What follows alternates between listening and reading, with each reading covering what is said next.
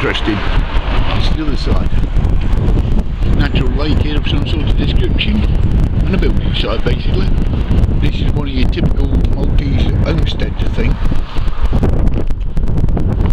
Notice a water tank on top of the building where they get the water from. Pauline's just told me that this beach in August when she come was absolutely ram-packed with people.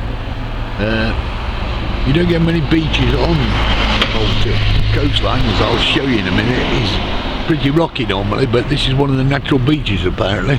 She didn't know this, but she come through here to go to Gozo on the way in August when the famous holiday where she nearly melted. And over here you can see some of the natural coastline if I zoom in. That's how a normal Maltese sort of coastline looks.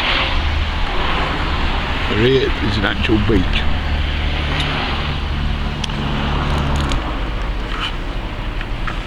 If I zoom out a little bit here, you'll see Pauline in her parka in 80 degrees of weather.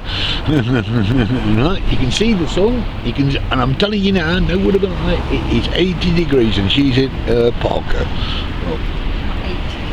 But we've just been dumped in the middle of nowhere. We're about a mile away from this Gozo ferry port. Malta consists of 3 islands, and the one you can see over there is Gozo.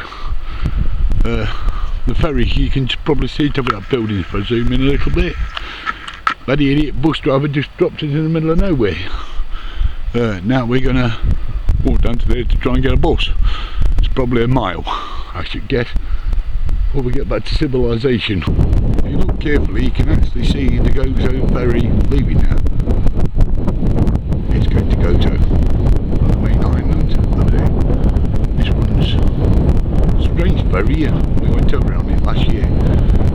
You only pay one direction. It's a bit weird. So if you want to go there, it's free. If you want to come back, it costs you.